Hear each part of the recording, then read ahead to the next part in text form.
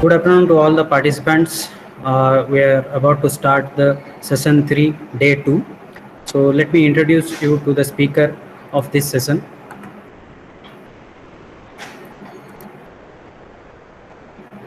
The speaker for this session is Dr. Kapil Kumar Goel, Assistant Professor in Department of Industrial and Production Engineering, Dr. B.R. Ambedkar National Institute of Technology, Jalandhar. Sir has already given the first lecture on day 1 on the genetic approach optimization process. So I welcome you, sir, once again heartily to present this session. Thank you so much, sir.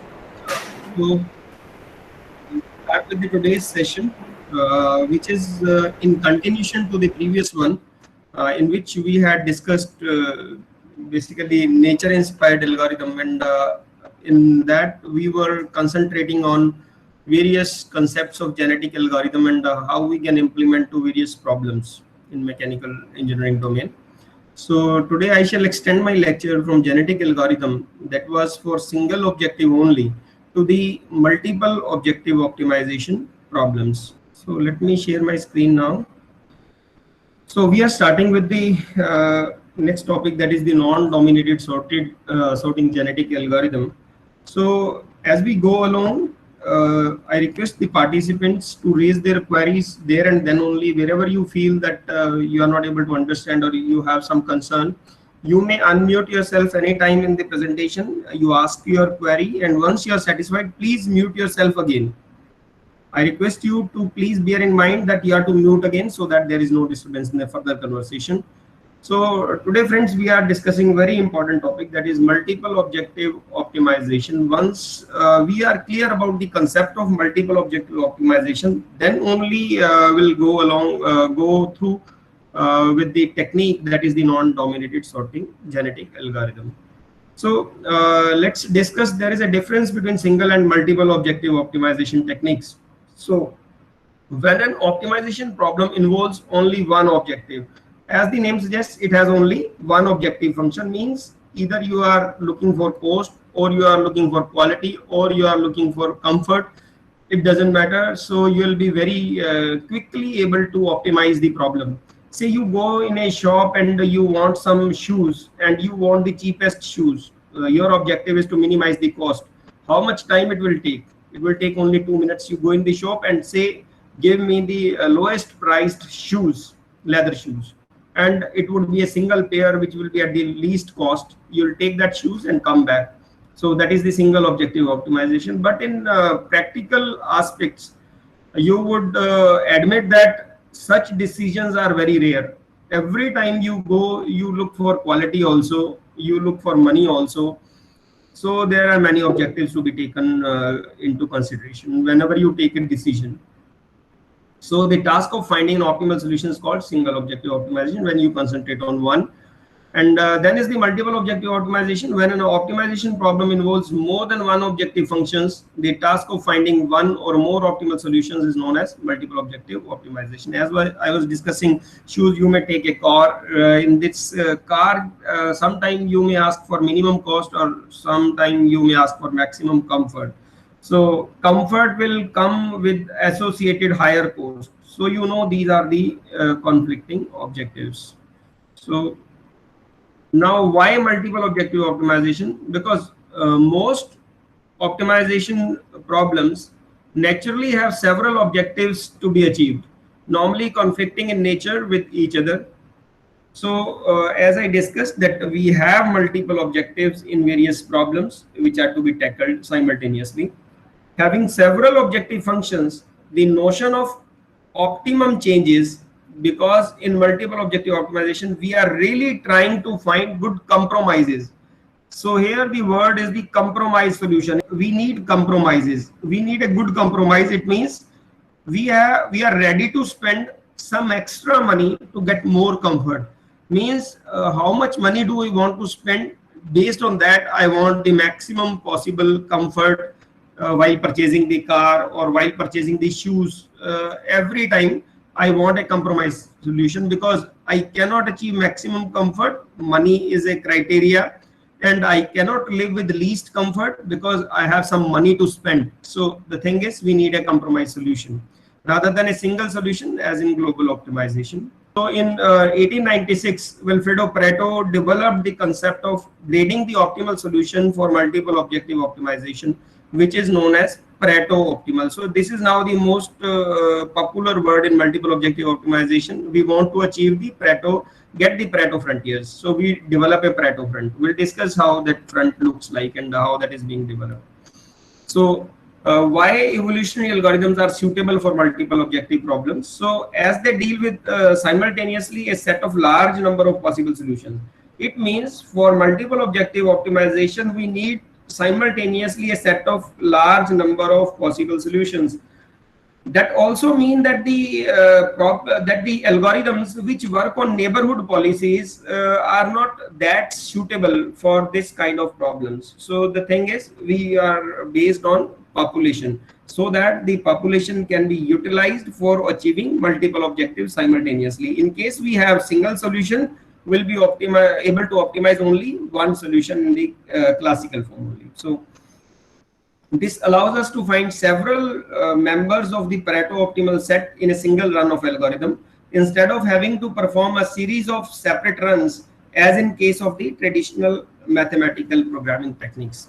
So additionally, evolutionary algorithms are less susceptible to shape or continuity of the Pareto front. So here, as we were talking about, that you can have discrete function whatsoever function you have, it won't matter much for the evolutionary algorithms because they are a probabilistic kind of algorithms, and they can handle any type of the function. So whereas these two issues are a real concern in mathematical programming techniques. So that is the strength of evolutionary algorithms as multiple objective optimization tools. So suppose you need to fly on a long trip. Should you choose a cheapest ticket or you choose a shortest flying time? So the thing is, if you choose the shortest flying thing, that will be more expensive. If you choose a ticket which is cheapest, that may take higher time. So it is impossible to put a value on time. So these two objectives cannot be linked. Sometimes you are able to link the objectives in terms of cost, but time cannot be considered as far as the cost is concerned. So the two objectives cannot be merged or cannot be collaborated or cannot be joined through weighted approach. So because time cannot be put into a value as cost is. So also relative importance will vary. There may be a business emergency and you need to fix that quickly, means the time is very important, and sometimes you are tight in budget, that time you will be able, you'll try to minimize the cost. So the thing is, your consideration may change depending on the circumstances. So you should have a complete Pareto front. Out of that Pareto front, you may choose the solution which fits you the best. So the word conflicting is very, very important as far as multiple objective optimization problems are concerned. Means multiple objective optimization problems should only be implemented whenever there are conflicting objectives. In case there are non-conflicting objectives, it means they can be joined into a single objective and you need not to go for a multiple objective optimization problem. So the conflicting objectives are having contradictory effect on each other. Means if you try to improve one objective, improve I am using, I am not saying minimize or maximize. That depends on your particular problem, that you want to sometime minimize or sometime you want to maximize. If it is profit, you would like to maximize. If it is cost, you would like to minimize. So I'll say always improve. So sometime when you try to improve, most of the conflicting objectives means if you try to improve one objective simultaneously, the other objective should not improve, rather it should deteriorate. Then only we will say, okay, these two objectives are mutually conflicting. So as we try to improve one objective, the others get worse. The reduction in cost of a product reduces the quality. Of course, in case you want to reduce the cost, that will also reduce the quality. Simultaneously, with the reduction of cost, you cannot increase the quality. So they are the mutually conflicting objectives. Non-conflicting objectives are those which could improve simultaneously, as the increase in reliability of the vehicle may also turn in increased safety. So in case you have two criteria, one is the safety and another is the reliability. So as you try to improve the reliability, simultaneously the safety will also improve. So they are not conflicting with each other. So the thing is, they can be joined with some weightage, and you need not go for multiple objective optimization problems for this kind of single objective versus multiple objective algorithms. The key issue in handling the multiple objectives through evolutionary algorithm is ranking of solutions. We yesterday we were discussing the genetic algorithm, and everyone is clear how the GA is being implemented. The same GA is used for multiple objectives as well. But the problem is, in case you have fitness of multiple objectives, there are two objectives and you have some fitness value, how you will say, okay, this particular solution is better than the previous one? So it is very difficult to rank the solution. You need some heuristic, you need some methodology. So we'll discuss that methodology here. Assigning the fitness to various feasible alternatives and further selection. So that is the key objective of this presentation. So here, this is the graphical representation of the multiple objective optimization problem. You can see here, as the cost increases, with the increase in cost, you will be able to achieve the higher comfort. In case you want to minimize the cost, it is not possible that the cost is minimized and simultaneously the comfort is also increased. So that way you now see the mutually conflicting objectives are comfort and cost. So these are the Pareto frontiers or non-dominated solution. Say with respect to A, I take this solution here, and let us compare this solution with this one. At this point of time, what I am doing is I am paying a cost higher than A. Is that fine? I am paying higher cost than A, but simultaneously I am not able to get the increase in the comfort. Comfort is also reduced. I am paying the higher cost, but the comfort is reduced. Such kind of solutions are known as dominated solutions. They are dominated by A. So similarly, in this blue part, all the solutions will be dominated by these 1A, B, C, 2. But 1A, B, C, 2 are the non-dominated solutions, because in case you pay higher cost, the comfort will also increase.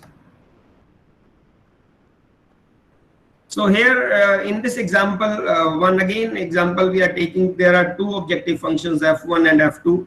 Say we want to maximize f1 and we want to minimize the f2.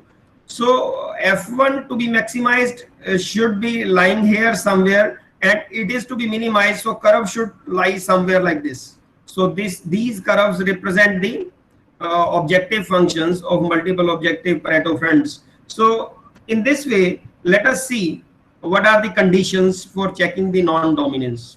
So related to the concept of domination, there are two, say, solutions. One is x1 and another is x2. When we say x1 dominates x2, dominate is a very important word. Dominates, x1 dominates x2 means sometimes you say, okay, this child is dominating the other child. Always in family, sometimes we say dominate means that is commanding the second child always. So that is in better position. So x1 dominates x2 means x2 can be eliminated and x1 is certainly better than x2. So when it will happen? When x1 is no worse than x2 in all the objectives.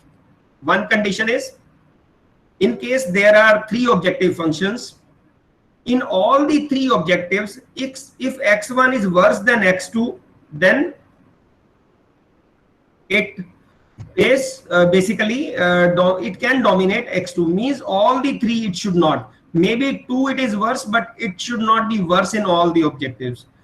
and then is the x1 is strictly better than x2 in at least one objective. In case we have three objectives, in those three objectives, at least in one objective, x1 should be better than x2. X1 should be better than x2. So this is the condition. Now let's compare the solution 3 with solution 2. This is the solution 3 and this is the solution 2. Now you see our objective f1 is to maximize. So which one is better? 2 is better or 3 is better? Can you write in the comment box? Which one is better? 2 is better or 3 is better? F1 is to be maximized. Which one is better?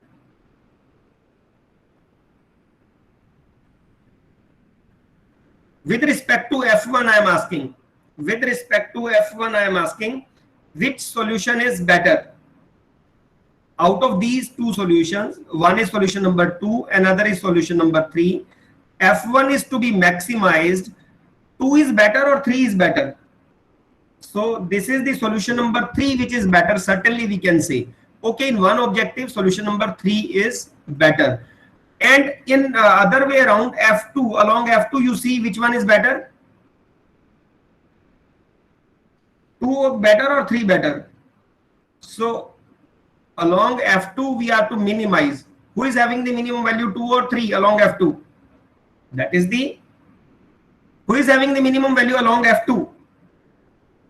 कैसे better हो सकता है? So there are lots of messages regarding 2. So just tell me, in this solution 2 and 3, along this F2, which is to be minimized, which has the minimum value?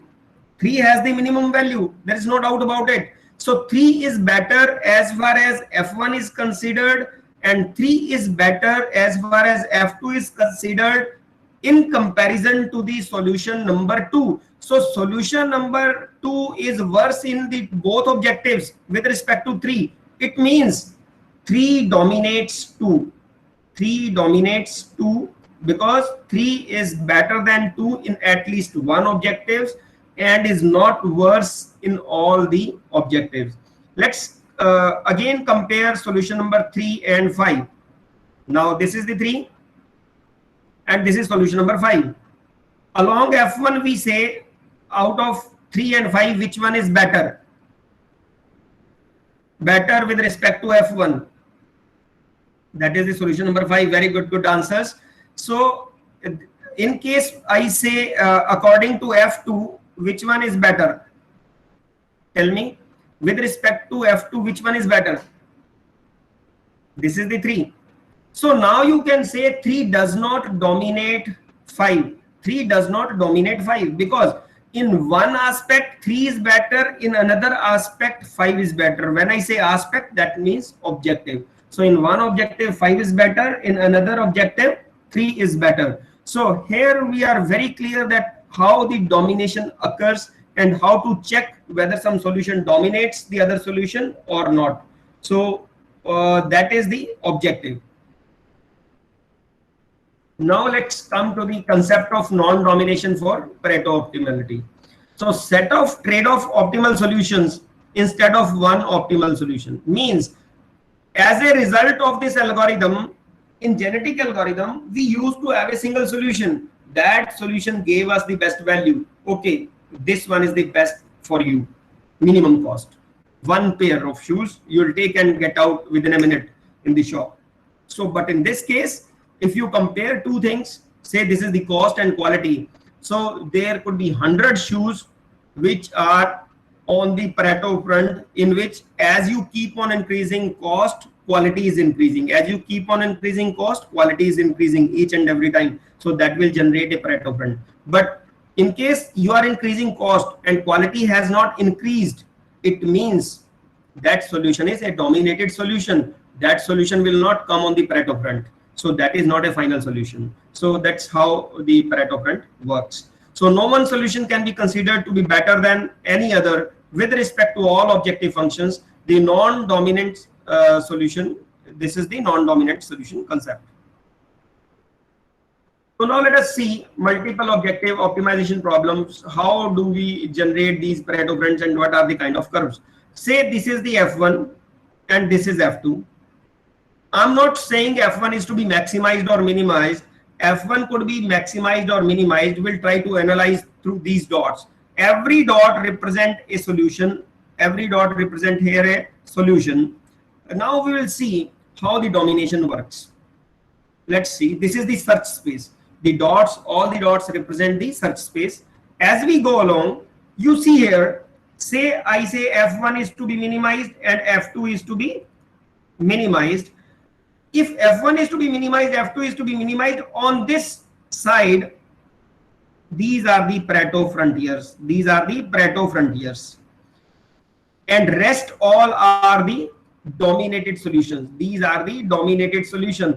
They won't be better than this front, better than this front. So this represents the Pareto front for min-min problem, where F1 is to be minimized and F2 is also to be minimized. Let us consider some other problem.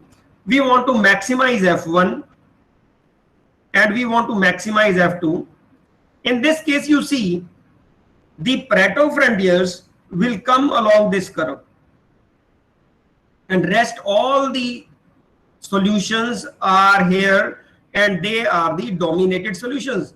They don't matter much for us because we are not interested in these solutions. We are not interested in these solutions. We are interested only and only in these Pareto frontiers. They are the best ones. So whenever we solve a problem, we will, at the end of the problem, we will locate these solutions and give the solution as a Pareto front for the max problem. So similarly, in case you want F1 to be maximized and F2 to be minimized, then this will be the Pareto front. So this Pareto front represents max-min problem, and rest all are the dominated solutions. Similarly, here is the min-max, where F1 is to be minimized and F2 is to be maximized, and rest all are the dominated solutions. So by this, you are very clear that this is a circle. In this circle, if I make quadrants, so in these quadrants, so this quadrant represents, here is a F1 minimization. If I want to achieve, then either I will choose this or I will choose this. This is F1 minimized, and this curve here represents the F1 maximized. Is that fine? Similarly, if I see F2, along F2 in this curve, let me draw it dark line here. So in this curve, you can see here the upper portion is the maximization here. This is the maximization of F2, and this is the minimization. This is the minimization. I hope everyone is clear about this, minimization and maximization. So this is the curve how minimization and maximization Pareto fronts lie with the problems search space.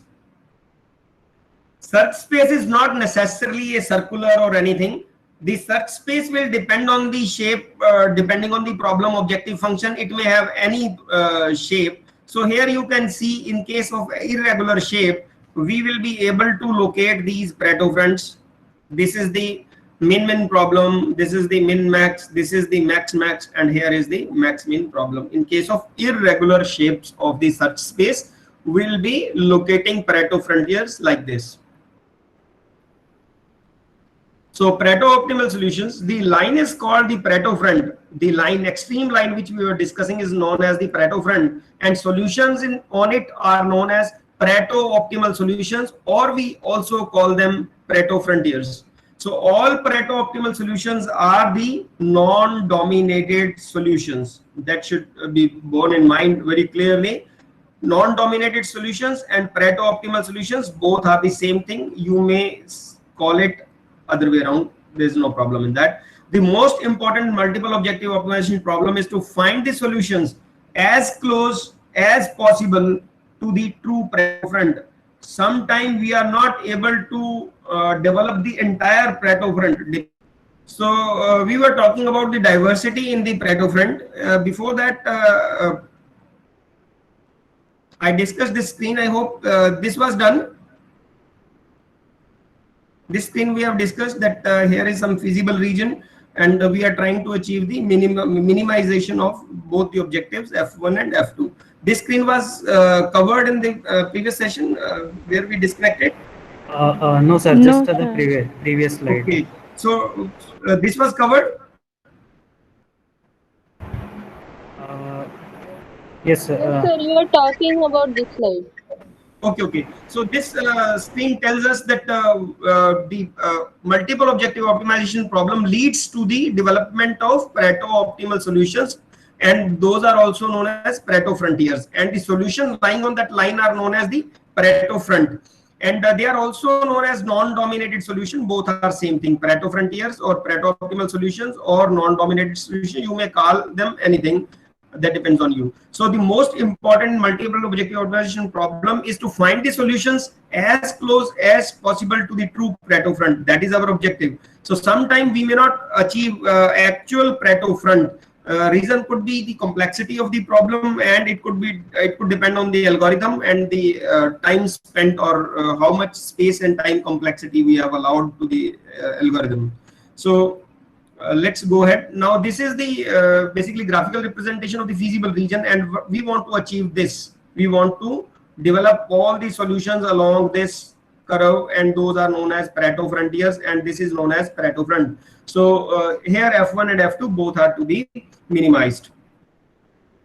Now key expectations from multiple objective optimization problems are two. One is achieving the closest Pareto front to the ideal Pareto front, and another is the achieving the diversity, that is the niching. So that is basically what we want is we want that there could be a line here also. This is also a Pareto front, but there is some distance in here, and that distance is basically we are not we are at a distance, some distance from the actual Pareto front. We want to achieve the true Pareto front, and in case it is not the true Pareto front, we should reach to the nearest possible to the actual or the true Pareto front. One thing.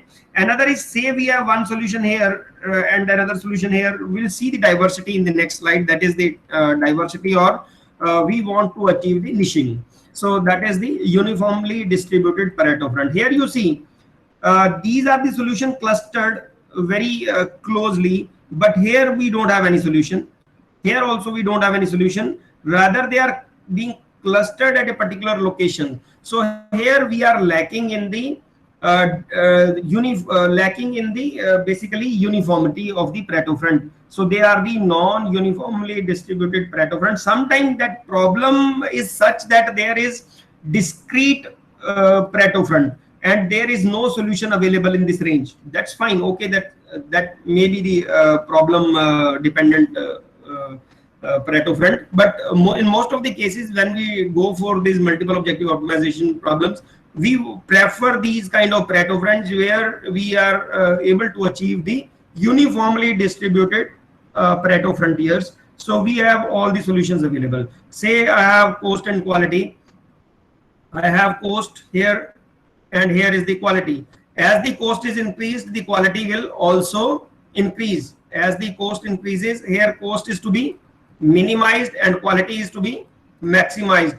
Can you tell me in min-max problem what should happen? Min should lie curve in this region, and maximization, the curve should be here only, where the cost is to be minimized and quality is to be maximized. So what we want is we want all the solutions. So as we increase the cost, as I spend more money, I should be able to get a solution. Sometime you are having a shoe at a cost of rupees 200 rupees. Okay, so as you are willing to pay rupees 300, so there is no solution at 300. Similar, you are to spend the next cost is rupees 500 after 200. So this is the unavailable zone, and what we want is uniformly distributed solutions. After 500, say there is a solution at 1000, and then it is 1050, 1000, 1100, and likewise. So they are basically closely packed neighborhood solutions. We don't want that closely packed solutions, rather we want the uniformly distributed solutions. So classifications of evolutionary techniques involves, some are the non-Pareto techniques, means they are basically not dependent on the Pareto front, and they are the most popular approach is the aggregation approach, where we convert all the objectives through some weightage into a single objective. Then comes the Pareto frontier Pareto front based techniques. That could be multiple objective, genetic algorithm, NSGA, NPGA. So there are many techniques. I have listed few. And then are the recent techniques, SPEA, NSGA2 or MOPSO. So these are the various techniques for this non-Pareto frontiers.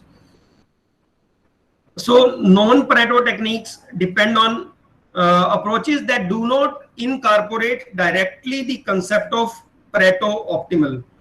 So incapable of producing certain portion of the Pareto front, and efficient and easy to implement, but appropriate to handle only very few objectives. In case there are more objectives, these approaches may not perform better, and uniform distribution of the Pareto front is also not that good as far as these techniques are concerned. Now let's go to the aggregation function. This is the aggregation function where multiple objectives are combined through some weightage I. Sum of all the weightages given to all the objectives should be 1. So in some optimization problem, it is not possible to find a way to link the competitive objectives. As I was telling you, I have a time and cost. So time and cost means time, I cannot assign some index to the time, but the cost and time cannot be clubbed together. Sometimes the cost is in lakhs of rupees and there is reliability that is 0 to 1. So cost and reliability, when you will combine them, you need certain normalization. So that is basically that may lead to some problems in linking those objectives into a single objective. Sometimes the differences are qualitative and the relative importance of these objectives can't be numerically quantified.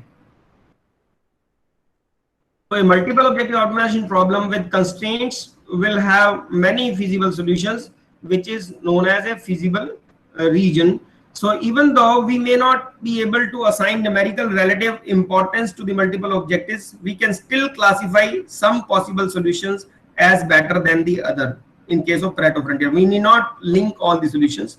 We'll see from the example how to implement these Pareto optimal techniques. So Pareto based techniques that was suggested by Goldberg in 1989 to solve a problem with Schaeffer's Vega. So this was the first technique offered in 1989. So use of non-dominated ranking and selection to move the population towards the Pareto front, and then requires a ranking procedure and a technique to maintain diversity in the population. So otherwise the GA will tend to converge to a single solution because of the stochastic noise involved in the process. So let's discuss NSGA2. So basically this is the elitist non-dominated sorted genetic algorithm in NSGA2, which is proposed by Deb et al. In 2002, is one of the most efficient and widely used famous multiple objective evolutionary algorithm. So the algorithm uses the fast non-dominated sorting technique and crowding distance to rank the selection, rank and select the population fronts. So I was telling you the difficult part is to assign a fitness to the individual chromosome. That is a solution. GA and NSGA or the multiple objective optimization problems, they have one problem only, and that is the assigning fitness value to the solutions. And we will discuss in detail through the full numerical example how we can compute, and you'll be 100% clear that how to assign weightage to the various solutions or the chromosomes. So there are two parts. One is the fast non-dominated sorting that we'll also take up separately, and then is the crowding distance. If we know these two things, we'll be able to assign the fitness. Once we are able to assign the fitness, we are able to convert our genetic algorithm code into the NSGA2 also. So here are certain steps. Step one is basically we need an alpha y. the number of solutions which dominates the solution Y. There are two things. When we have a population, say I'm writing here population of size 10, we have 10 solutions with us, and number of objectives I am having, say, is equal to two objectives.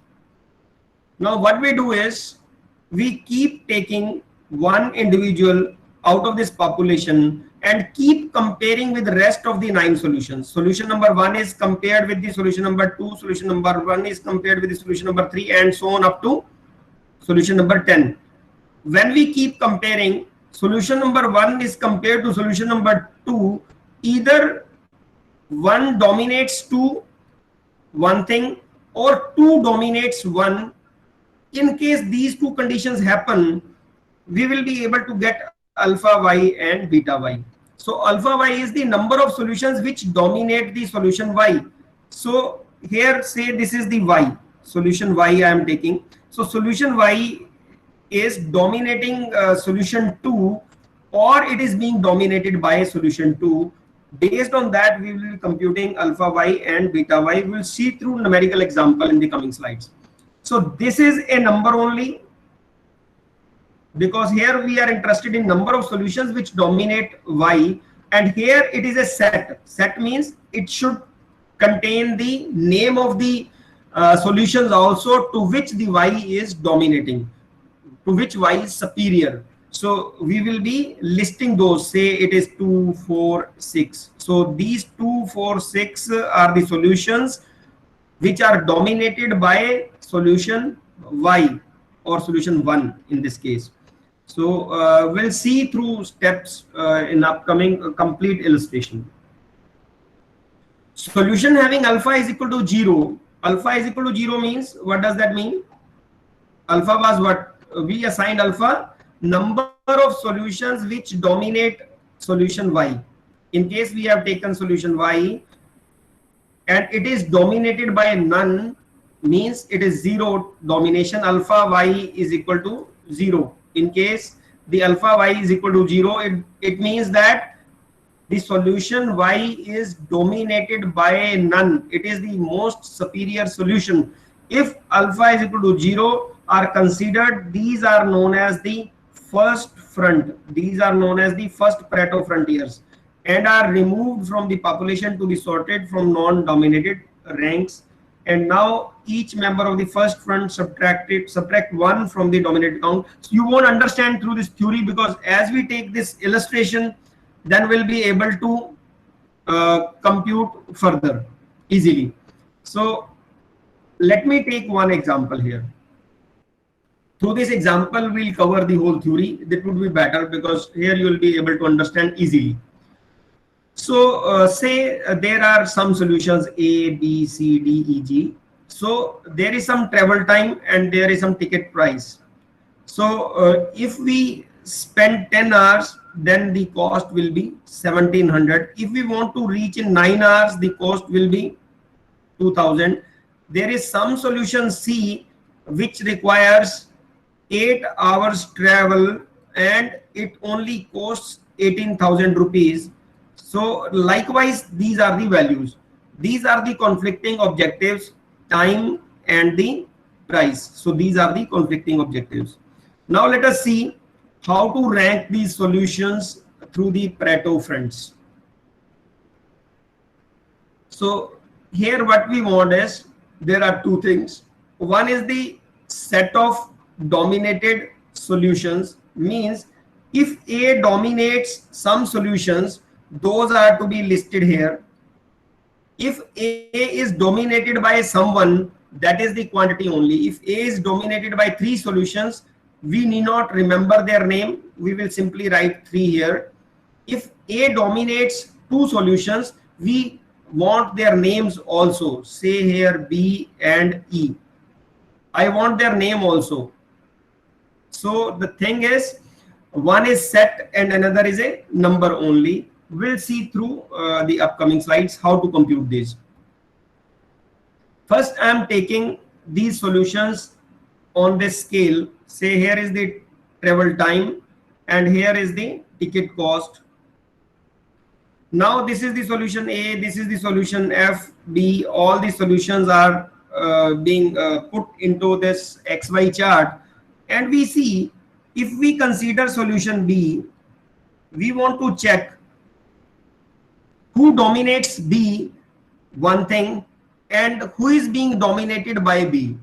The thing is, which solutions are certainly better than B, which solutions are certainly worse than B.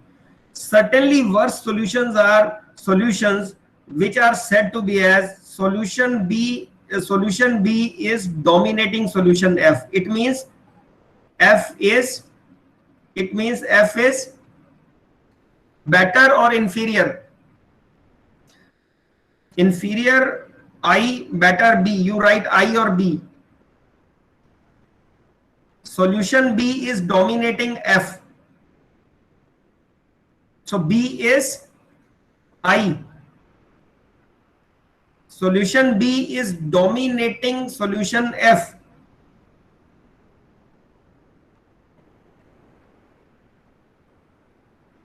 So solution B is inferior or F is inferior?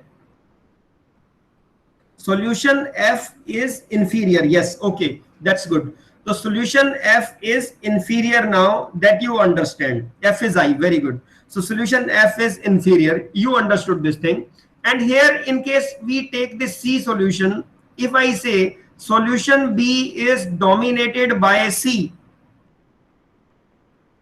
so solution B is dominated by solution B is dominated by solution C. So C is better and B is inferior. Okay, that's fine. So you understood it.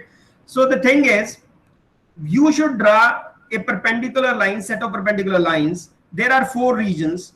This region, because it is to be minimized and it is to be minimized. In min-min case, this is the solutions which are better than B, certainly better than B. In case of min-min, in case of min-min, these solutions are certainly worse than B, and they are the indifferent solutions. I hope you are able to understand this.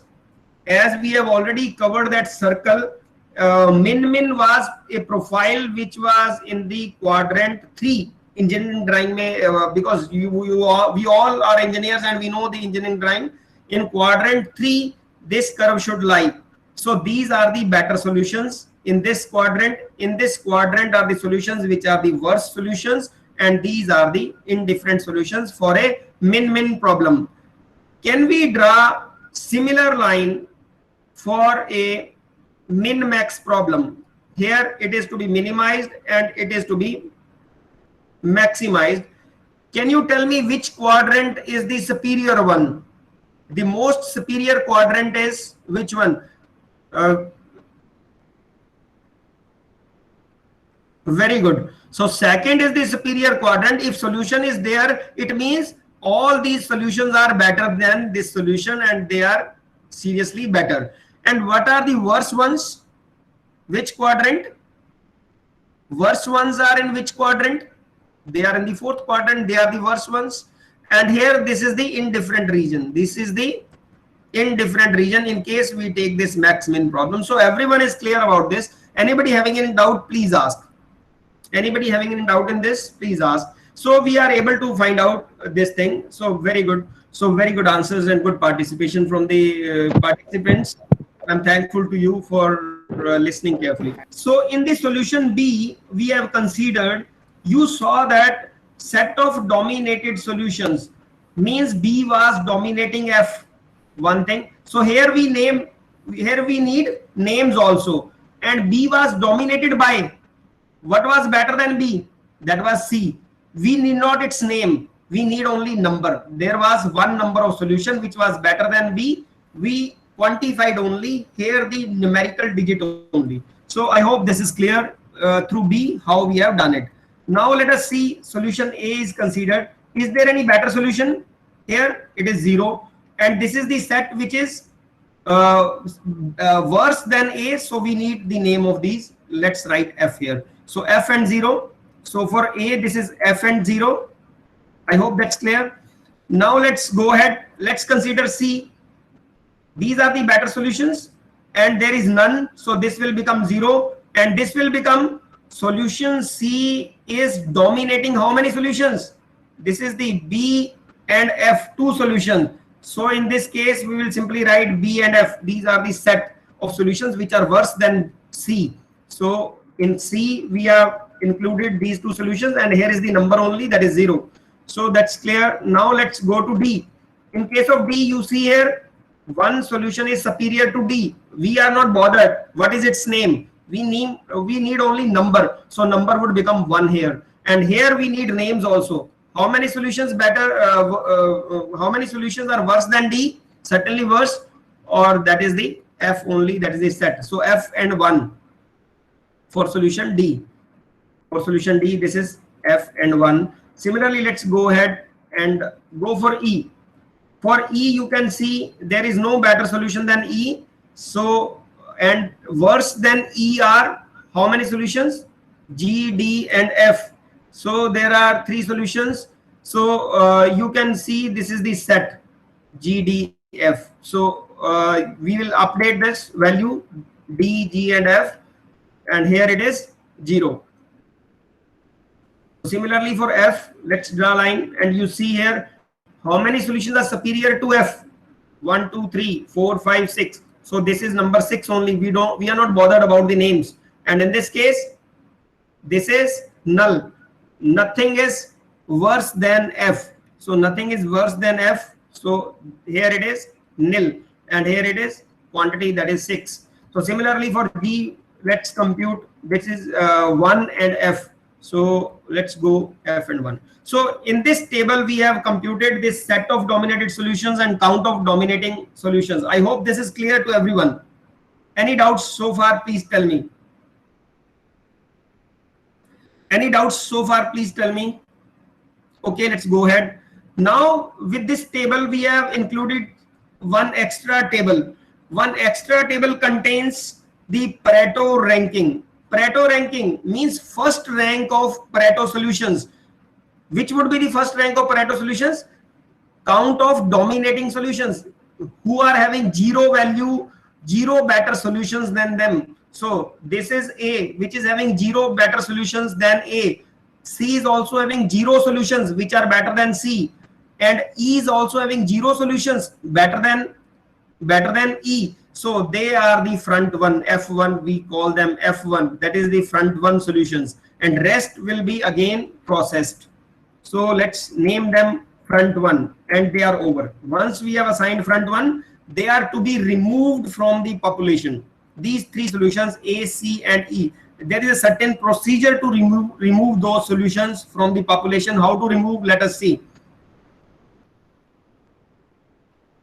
So to remove A, in case I want to remove A because it was lying in the front one, it was, when it has to be removed, it was dominating F. So means F was inferior to A. In case I remove F, what will happen in that case? Its count was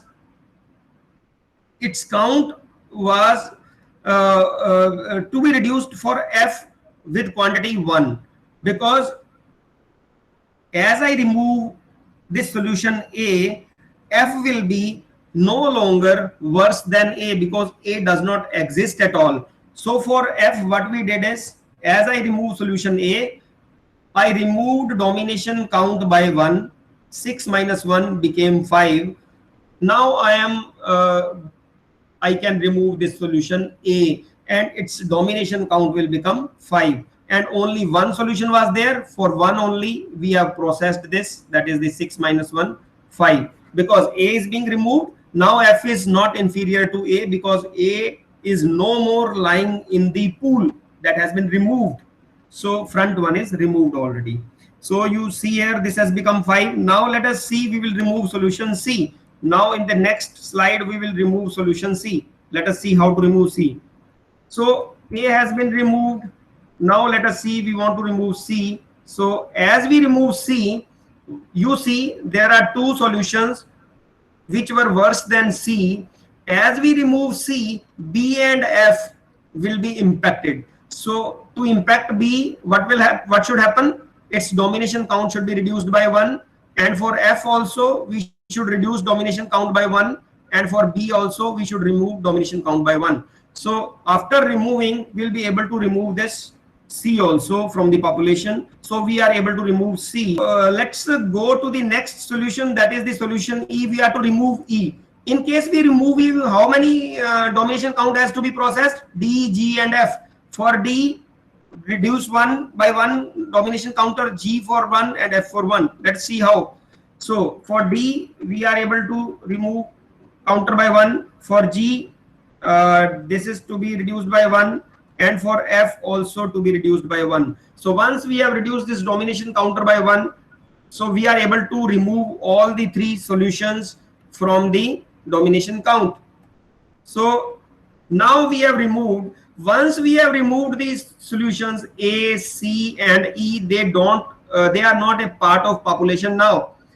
Rest of the solutions which are having 0 count, it means no solution is better than them. So how many solutions are there? B, D and G are the solutions which don't have a solution better than them. So they will be the Pareto front 2 solutions. So they will be given the Pareto front 2 value. So here is the Pareto front 2 solutions, these 3, and these were the Pareto front 1 solution already removed. Now we will remove the Pareto front 2 solutions. One has already been removed, and as we remove Pareto front 2, the next population will be impacted. How? Let us see.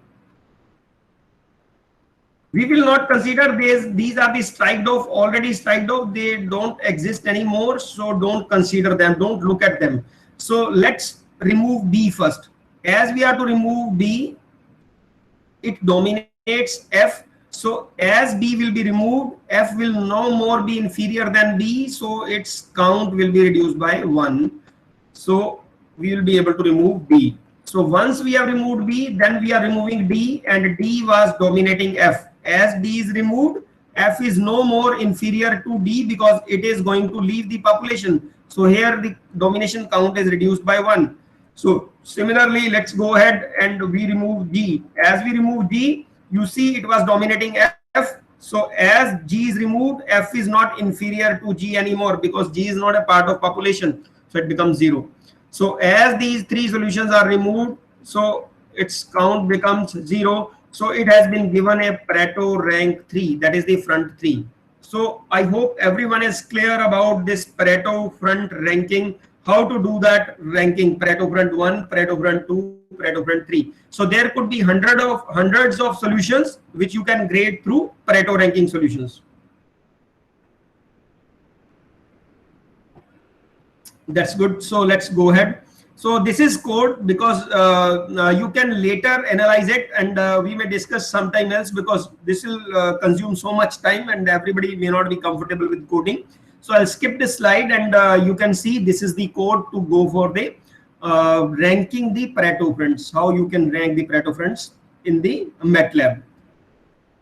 Now once you have ranked Pareto front, say there was a Pareto front 1 in which there were solutions. There were solutions A, B, A, C and G. Could be anything, just taking an example. So all were having 1. So in case we want to compare A with C, can we compare it? Because both are same. A is also at Pareto front 1, C is also at Pareto front 1. We are not able to distinguish between A and C regarding fitness. We need further some criteria to assess their fitness value in the Pareto fronts itself. Because in case in a single Pareto front there are 20 solutions, I want to grade those 20 solutions also. So for further grading, we will be using this crowding distance computation. Here is the crowding distance computation. Let us see what does that mean. I was telling you that we need a uniformly distributed Pareto front. In case this is solution I, and this is the I-1 and this is the I+1, means its neighborhood solutions, most nearest neighbors are 2, one in this side and another in this side. So these are the 2 solutions. As we consider these 2 solutions, I having these two solutions, or I can have, I'll take two more solutions. This I'll give case 1, and here these are the two solutions here. So they are also having some distance with I, the newly generated. So tell me, this is the case 2. I is more important in case of this case 2 or case 1. Which one is which one gives more importance to I, case 1 or 2? I is more important in case of case 1 or is more important in case of case 2? In case we want to achieve the uniformly distributed Pareto fronts. Simply, it is more important when the solutions are distant apart. Means in case 1 it is more important. In case 1, yes, in case 1 I actually mixed up the line. So this is the case 1 which is more important. So the thing is, this distance, this rectangle should be of maximum, maximum size. If this distance increases, crowding distance is increasing, it means this is more important solution. So let's go ahead and see through illustration, you'll be more clear on this. Solution B is more crowded than solution A. Solution B is having very near neighbors and solution A is having very farther neighbors. Through this example you can see. So here B is more important or A is more important? It is very clear that A is more important, because B, if we eliminate also, then again there are certain neighbors which are very closely near the B or in the neighborhood of B, so that won't impact much. So in case of, we consider A and B, compare these two solutions of the Pareto front, in that case A will be certainly having better value than B. So A will be considered first than B. So this is how the crowding distance matters. So each solution is assigned a crowding distance. So crowding distance is the front density in the neighborhood and distance of each solution from its nearest neighbors along all the objectives. We'll see through numerical illustration that will make you more clear of this. So sort the population in ascending order of the Pareto front ranks. First of all, in case there was a population of 100 size population and we made 5 Pareto fronts, PF1 to 5, PF1, PF2, PF3, PF4, PF5. So in PF1, PF2, PF3, PF4, so what we'll do, first of all, we will sort the objectives with respect to Pareto fronts. We'll see through the numerical illustration. Then sort the population belonging to each front along each objective function and find the sorted indices vector. Then you need to sort the objective function values and then assign the largest value of crowding distance to the boundary solutions. That may be infinity or a very big number m. So this is the formula. So compute the normalized crowding distance of each solution for each objective according to the following equation. D represents distance, crowding distance. Here you can see V represents the Pareto front rank. So in case we are processing the Pareto front 1, that is the all the Pareto frontiers, all the non-dominated solutions lying in Pareto front 1, then we will assign this value V as 1. And M represents the objective. Say there are cost and time 2 objectives. In that case, we will write 1 for first objectives and 2 for the second objective. So V and M are clear. So T represents the solution number. So in Pareto front 1, say there are 10 solutions. So in those 10 solutions, if I take 1 solution, 2 solution, 3, so T will represent the solution number. So in case I take the third solution, so once it is sorted, its neighbor will be 2 and 4. So that is the T minus 1 and T plus 1 will be the neighbors to that solution. And this max and min represents along the objective function M that is independent of Pareto front V. Here we have not considered V, means Pareto front is missing. If we want the function maximum value, that should be along the objective space, not the Pareto front only. Here Fmax will not be considered from PF1 only. It will be considered from all the fronts, PF1, PF2, PF3, PF4, PF5. Say there are 5 fronts. We will consider maximum value achieved in all the fronts and minimum value achieved along all the fronts. So this is the formula, and this would be more clear as we go into the numerical illustration. So to compute crowding distance, a candidate in each front add all the normalized crowding distances of the candidate along each objective computed in step 4. So let us see here. So here we have taken one objective only first, travel time. We have not considered the second, that is the basically cost. So travel time is, in case of E, you know these 3 solutions ECA, they belong to Pareto front as we processed earlier, and GDB, they all belong to Pareto front 2, and this was the Pareto front 3. In Pareto front only, this time objective function is sorted here. In this Pareto front again, this is sorted. In this Pareto front, this is again sorted. So this sorting is not throughout the Pareto fronts, rather in each Pareto front the objectives are sorted. So once it is sorted, you can see here its sorting index becomes 1, its sorting index become 2, its sorting index become 3. So in case in the Pareto front there are 12 solutions in Pareto front 1, so we will sort according to the objective function 1 and rank them from 1 to 12 in case there are 12 Pareto frontiers in the Pareto front 1. So similarly we have ranked here. Once we have ranked, now let us see the crowding distance to be assigned. For assigning crowding distance, you already are aware that in case this is the Pareto front curve, and in this case there is no neighbor in this side.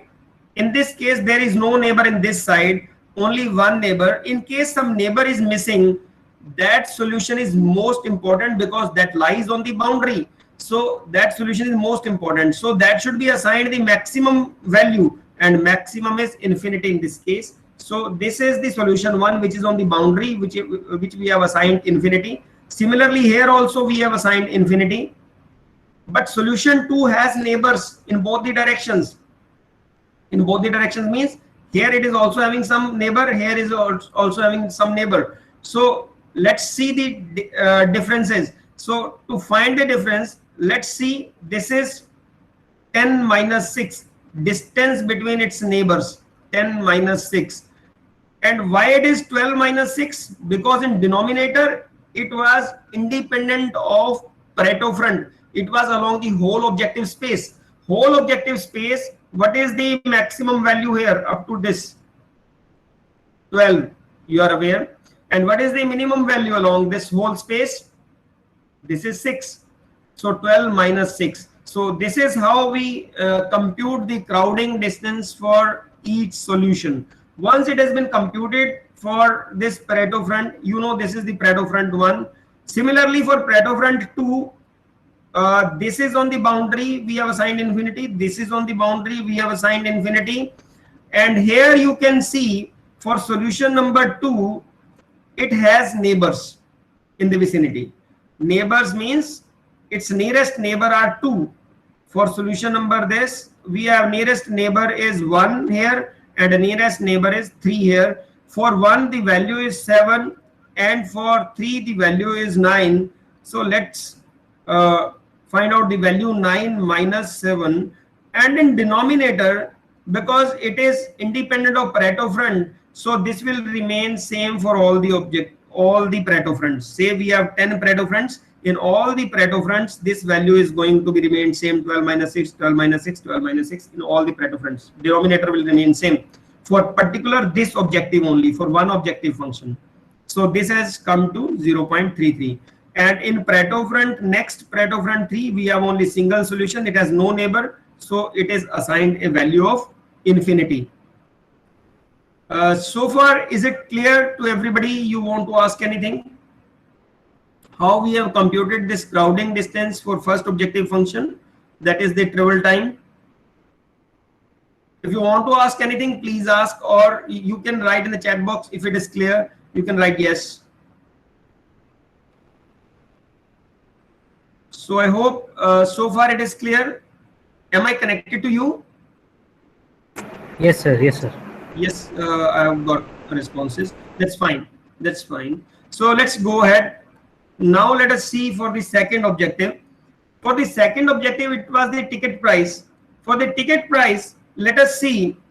There are certain values: 1700, 1800, and 2200. So these are the ticket price for the first Pareto front ACE, and we sorted them 1700, 1800, and 2200. So once we have sorted them, it has been given rank 1, 2, and 3 in the sorting. Similarly, we again sorted the Pareto front 2 also. Once we have sorted, they are also given the ranks similarly. So here is the third Pareto front, that is the third Pareto front, that is also having single solution. So as we did earlier, in this second objective, that is the ticket price, this first solution A is not having neighbor lower than 1700. So here we will assign infinity to it. This solution is having neighbors, that is the solution number 1 and solution number 3. So here we can compute the crowding distance. How to compute it? That's clear, that 2200 minus 1700, and in denominator it is independent of Pareto front, the whole objective space. The whole objective space means what you have to do, you will consider the whole objective space. What is the maximum and minimum value? Here the maximum value is 2500 and the minimum value is 1700. So 2500 minus 1700 is the value here in the denominator. And in the numerator, you know, for 2 there were 2 neighbors, that is the 1 and 3. So what we did is 2200 minus 1700, so we got the value 0.63. Similarly, for the second Pareto front 2, 1 and 3 solution lie in the boundary. So boundary solutions are given the infinity value. And for solution 2, you are aware that its neighbors are at 2350 and 2000. So that is in the numerator, and denominator remains same for all the fronts. 2500 minus 1700, that comes 0.44. So that's how we are able to compute this crowding distance for the second Pareto front. And similarly, for the third Pareto front, we are also computing the crowding distance. It has single solution, no, its neighbors are not there, so it is assigned infinity. So for the 2 objective functions, we have done this thing. In case there are 10 objective functions, for each objective function, we need to do this exercise, and for every objective function, we will be doing the same exercise for all the 10 objective functions. So right now we have 2 only. So here you see final crowding distance is assigned now. Now what we have done is we summed up all the values. In case there were 2 objective functions, travel time and ticket price, their values were 0.63 and 0.67 and 0.63, that is summed up.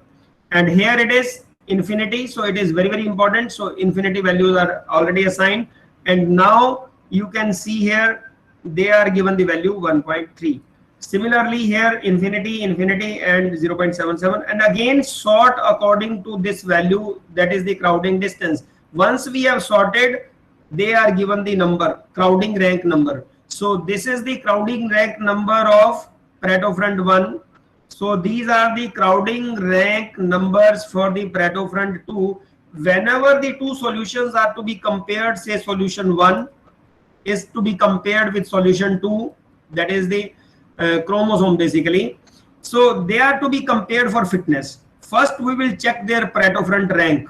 Say this is Pareto front rank 1 and this is the Pareto front rank 2. So what we will do is simply we will say, okay, solution number 1 is better than the solution number 2, because it is in the Pareto its Pareto front is better than the Pareto front of the second solution.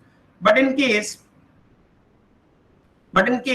this is from Pareto front 1 and this is also from Pareto front 1, then what is the purpose? What is the methodology to be adopted? Now we will check the crowding ranking. So in crowding ranking, every solution is being given a crowding ranking. So based on that, we will decide which solution is better. So in this case, if the two solutions are compared, the better ranker solution is certainly given higher value or higher weightage is better. So that's how we assign the fitness values to the various solutions in case of NSGA. So far, I hope this part is very much clear to everybody. If you have any queries, please ask right now, because we have almost done everything computation, so that you are very comfortable in implementing this NSGA or the multiple objective optimization problems.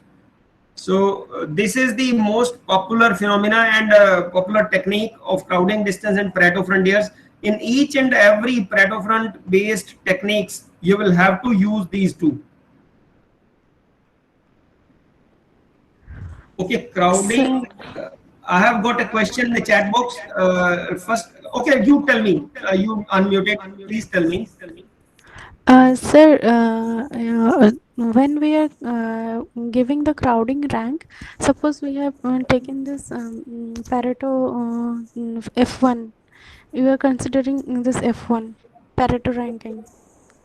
Okay, say let me consider this Pareto front 1. Okay, PF1, this is the PF1. So here the solution A and E both have the crowding distance value as infinity. Yes, please. So if we have to consider between these two, how can we say that A is superior better than E? That's true. Yes, sir. The thing is, just listen it very carefully.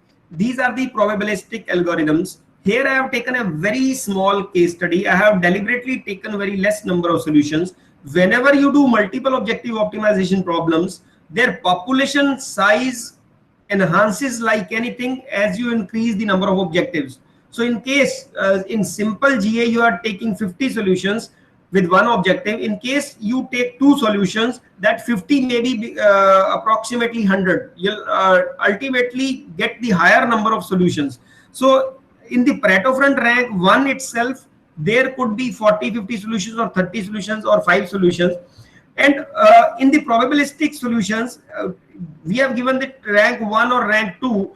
Basically, you sort them up. Sorting will automatically make the higher values in this order. So although they are on the same position, it doesn't matter whether you consider 1 or you consider 3. So in case there is a comparison between 1 and 2, one has to be chosen. It won't matter whether you have chosen 1 or you have chosen 3. You need not worry about that. So this is the extreme values. They will happen once in the Pareto front. Whenever there is a Pareto front, there are two infinite values on both ends. When you compare, both are equally important. So it doesn't matter if you write EA or you write AE, that won't matter much, because both are equally important. Both belong to one end, that is this end, and another is this end. So it won't matter much. You write EA or AE, it won't matter much. I hope that's clear. Yes, sir. Sir, one more question. So, Yes, when we are taking, when the counts are more, so it may happen that some of these values, some of these crowding distance values will be very close to each other. Yes. So, in that situation, how we can decide which one is the better solution? There, just you try to understand. These algorithms are the probabilistic algorithms, and we don't assure 100% each time that you will get the exact solution or the best solution. They will always give you some solution which is approximate solution, which is a near best solution. One thing in probability, if this is 1.3 and another is 1.299, then certainly when you are sorting, this will lie lower than 1.3. It doesn't matter what value it is giving. You just compute according to your objective function, and the algorithm will perform for you and will give you Pareto front. So it doesn't matter how much distance between 1.3 or 1.299 is there. If you want to consider this distance, you want to amplify it, you want to amplify the impact. In that way, you can go for further basically enhancing the algorithm. What we are talking about, every algorithm is not derived from the first principle. Say we are implementing this thing, there are many more ways also to do the ranking. Crowding ranking could be many papers on the crowding ranking itself. So you may study and you can improve it. There is no problem in that. But the thing is, in case you start from basics, so this is the most popular algorithm to which I'm talking about. That is the NSGA sorting algorithm. Even MOPSO and other algorithm, MOGWO, are being clubbed with this algorithm for fitness ranking. Say we have simple PSO, we want to achieve multiple objective PSO. Simply you take these two modules with PSO and you'll be good to go for the multiple objective optimization. Anything else you want to ask? Thank you, sir. So there is one more question in the chat box. Just let me check what has been written. This is the crowding ranking. Please explain again. Crowding ranking. So I hope this is the same discussion which she has said, that how to rank the crowding. So whatsoever values are coming, just you simply sort those values, and it doesn't matter whether it is EA comes or AE comes, because both are the same values. So it won't matter much. So let's go ahead. And this is the code for this algorithm. I won't go into much deeper into this code because that require lots of time. So these are the steps involved in the NSGA2. Initially, a random parent population of size n is created. That you are clear. As in GA population we create, in the similar fashion in the NSGA also, you will decide a population size and you will create the chromosomes, that many chromosomes. So once you have created the population size n, then you perform non-dominated sorting of parent population. Means once you have a population size n, you need to give it a fitness value. So for giving it a fitness value, you will have to do the non-dominated sorting for this particular population. Earlier we were computing the fitness, and now we are computing fitness through the non-dominated sorting genetic algorithm. That is the NS non-dominated sorting algorithm. Classify them into several fronts. That we are clear how to classify them into the several fronts. Then further compute the crowding distance for ranking the solutions. Now once we have made converted them into assigned different fronts also, then we will assign crowding distance also within the front for each front. Now the rest is the same. Generate offspring population. How to generate offspring population? You are already clear about this because we discussed in the first lecture, that is the genetic algorithm. In GA, what we do is, once we have certain values, fitness values, we will do the selection first. Selection of the mating pool, in which the fitters solution are given more probability to jump to the mating pool, and those who are having lesser fitness values will be less probable to carry forward in the mating pool. So once we have applied that selection strategy, applying that selection strategy, we'll be having a mating pool there. So once we have a mating pool after selection, that mating pool is utilized for creating offsprings, that is the child population. Through crossovers and mutation, in the same way as we were doing earlier in genetic algorithm, we will do crossover and mutation quite in a similar way as we were doing earlier.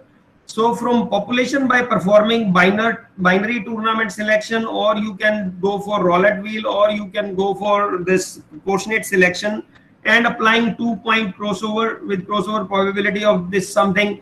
This is the crossover probability I told you. Whenever from the mating pool we select some chromosomes which are to be crossovered, we go for the crossover probability. how much probability to be assigned. So 0.6 to 0.9 usually we keep, and mutation probability I told you we keep very low. Even 0.2 is very rare. Generally it is less than 0.1, less than 10%. So mutation probability. So then once the crossover is done, then we do the mutation. After mutation, we are ready with the new population, and that new population here you need not to consider that elites, because elites will automatically taken forward. So combine parent population and offspring population. Here earlier we were selecting some elites in the GA, but in this case the parent population say of size 100, and we have created 100 children also, that is the offsprings, so there are 200. So that is the basically 2n size combined population is generated. Out of that 2n size, what we do is we do the non-dominated sorting here also for 200 size. That is basically parents and children, they are kept into a single archive, and in that archive you will implement that non-dominated sorting and the crowding distance, and then you will select the top 100 out of those. How to select those top 100, let us see. So the new population of size n is filled by adding the highest ranked font sets until the size of the population exceeds n. Only Pareto fronts are considered, and you may increase the size n initially, but once that has been achieved, then based on the crowding distance, total is being implemented and the rest solutions are chopped off. So copy the new population to the parent population and go to step 3 until the maximum number of allowable generations is reached or the defined stopping criteria is fulfilled. So the solution of the problem is the first non-dominated front of the last population. As you keep performing again and again in various iterations till the number of generations are fully exhausted. So once we reach at the end of the generation or last iteration, in the last iteration, the PF1, that is the Pareto front 1 of the last generation, last population, will give us the solution of the Pareto front. So this is how the algorithm begins. Say you take the size and population, and then you evaluate these functions through crowding distance and this Pareto frontiers through non-dominated sorting, and then you rank the population. Based on ranking, you apply the selection, then crossover, mutation, and evaluate the objective function. And then here you combine the parent and children, again select n individuals. This is elitism. Basically 100% elitism means all the parents and children will fight together for getting space in the population. So here you are able to get that those n children's carry forward, those n best solutions carry forward, and this is being looped till the stopping criteria is met. So here is the elitism. This is the parent population and this is the offspring population. Say this is size 100 and this is also say size of 100, because offsprings are created as many parents are there. So there are 200 solutions. In those 200, when you do this ranking, basically crowding distance and the non-domination sorting, so you will get this front 1, this is Pareto front 2, this is Pareto front 3, this is Pareto front 4, and this is Pareto front 5. Now what we want is, we want only and only 100 solutions, 100 best solutions. So these two fronts are totally accommodated here, but we cannot accommodate this whole front 3 to the new population, because rest of the solutions are to be chopped off. We need 100 only. So top solutions based on the crowding distance will be taken forward. This much solutions will be taken forward to make it 100 total, and this is the population for the next generation, and this loop is repeated again and again. And in the last generation, the first Pareto front will give you the actual solution to the problem. So these are a few case studies implemented. I hope, let me take queries here in case anybody is having any query.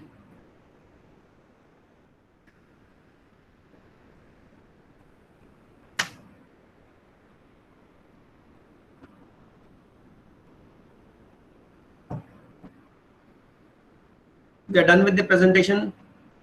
You're most welcome. In case you want to ask anything, you may provide me feedback on this for future improvement. In case you feel like anything can be improved, just you may type this tinyurl.com kkg feedback, or you may scan this captcha and you can give your feedback. My contact number and my email ID is there.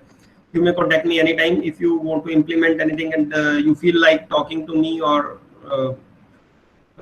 you want to ask anything. So you are most welcome. Hello, sir. Yes, please. Sir, if we want to do some research work in this field, then it is necessary for us to know the coding part. So, is there any literature available for studying or learning that coding part? Actually, there are many websites which offer the coding courses very quickly. You can go on the Coursera or Udemy. You can learn the basics of coding, and you can go ahead. One thing.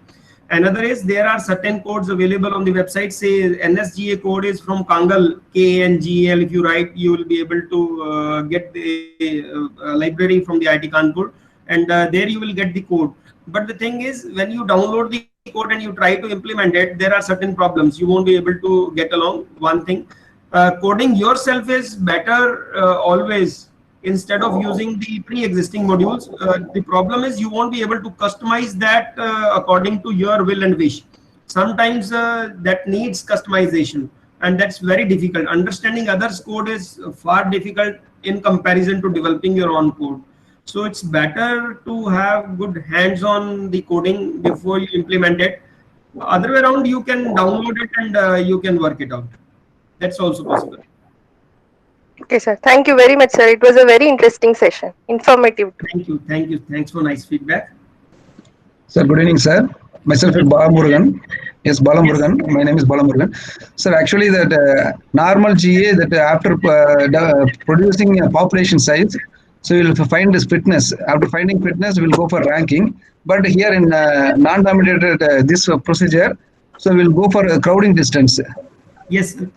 Yes. That is the only difference, sir. Then after that, that last slide you have shown that is parents, and the key bottom that you have shown offsprings.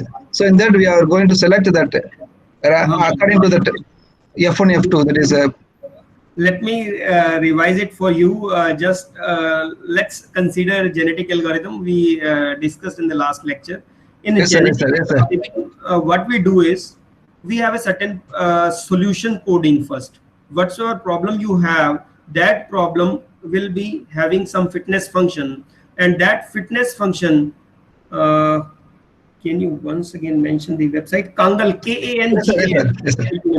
KANGL, Kangal, IIT Kanpur website.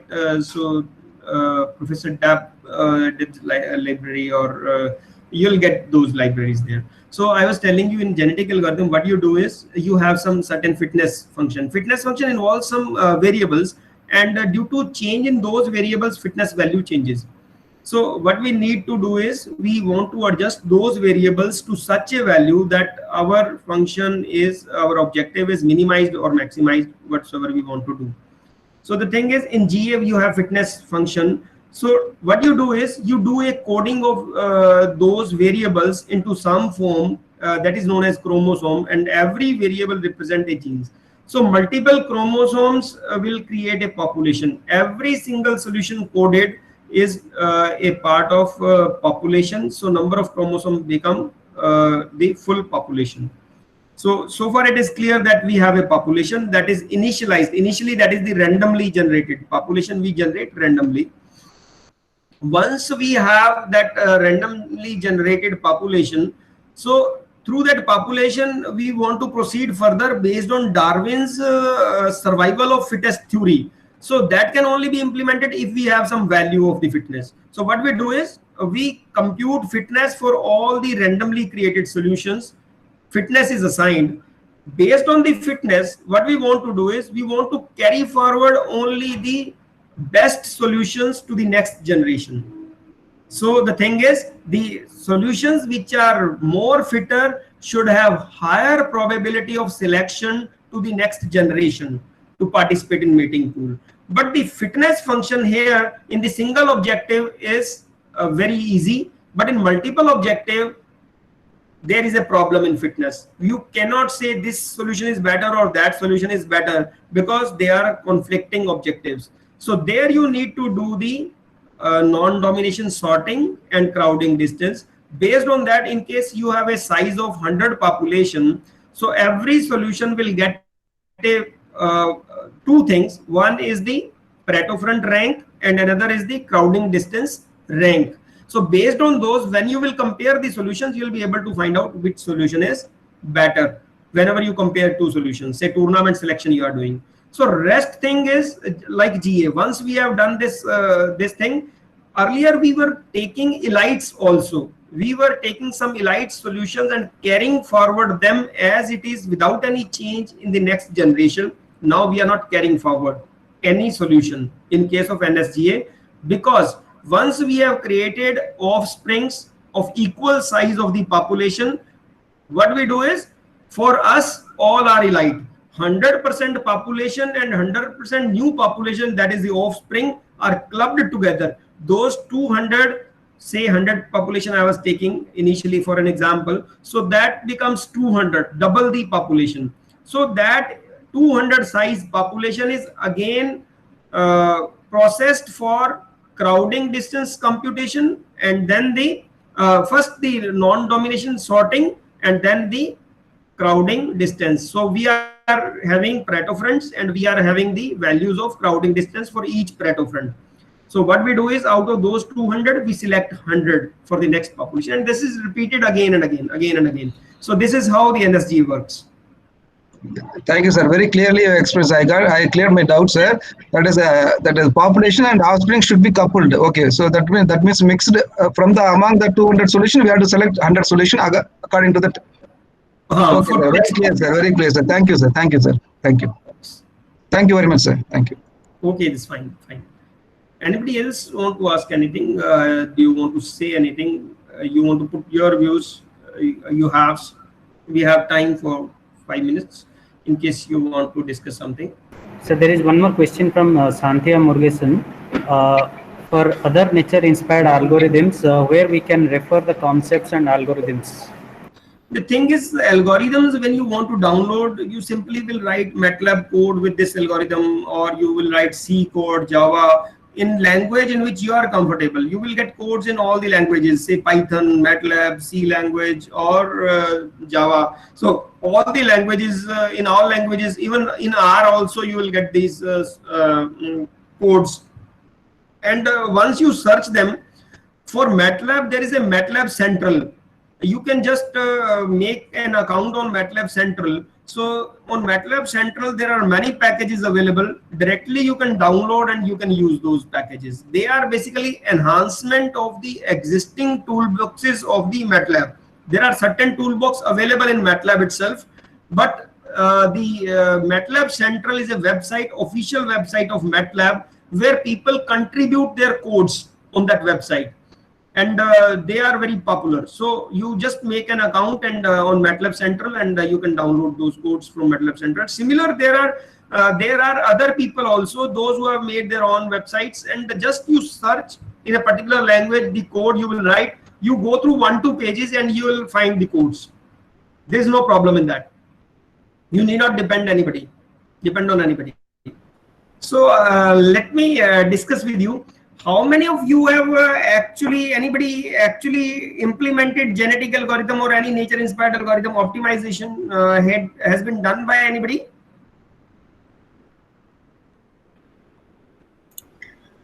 So I have done in my PG project, sir. You done in PG project which? Genetic algorithm and PSO, particle sum optimization. Okay, in which language did you code these two? Sir, MATLAB programming I have used. You used your own code, or you used the basically toolbox of this MATLAB? No, sir, I got code from the internet and have changed that code according to my need and have used that. Yeah, but now I'm working on different optimization technique where I'm moving to another Firefly, Grey Wolf, like that. I'm moving to other nature-inspired algorithms. Really very nice to hear. You are from which branch? Instrumentation engineering, sir. You are from? Instrumentation engineering. Instrumentation engineering. Okay, yes. Fine. So really nice. So basically you need to collaborate with the people, those who are working in the field, whenever you want to do anything in such fields. So initially it's better in case you can collaborate with somebody and you have any problem in hand. I'm not telling you because you have already done things. People who are novice in the field, they may collaborate initially. Okay, so if I have any doubt in my research, I'm doing research now. So that also depends upon mathematical model and optimization of that control algorithm I'm doing, sir. So if I have any doubt in that part, I will contact you for sure, sir. Definitely, you are most welcome. Whenever anybody of these participants feel like contacting me and need a suggestion or need any help, you are most welcome anytime. Thank you so much, sir. Your session was very informative and it was so helpful for me, sir. Thank you. Okay. So I hope the time is over and we may wind up the session because there are no further queries. Sure, sir. Sure, sir. Just I would like to thank you for giving such an interesting and informative session for both yesterday's first session and today, and enlightening us in the optimization techniques. I thank you from whole of the Department of Mechanical Engineering, Guru Nanak institutions. Thank you, sir.